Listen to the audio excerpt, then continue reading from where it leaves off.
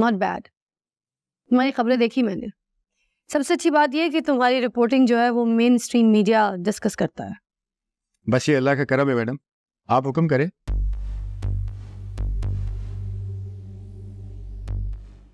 ये देखो,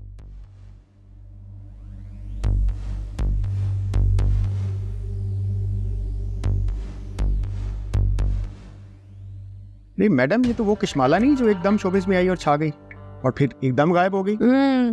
ये वही कश्माला है।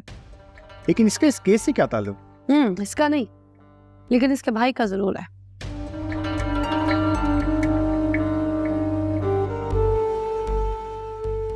ये हामिद, ये तो माही का सेक्रेटरी और मुलाजिम, ये कश्माला का भाई, ये तो बहुत बड़ी खबर है मैडम। मैं अभी इसको ब्रेक करता हूं।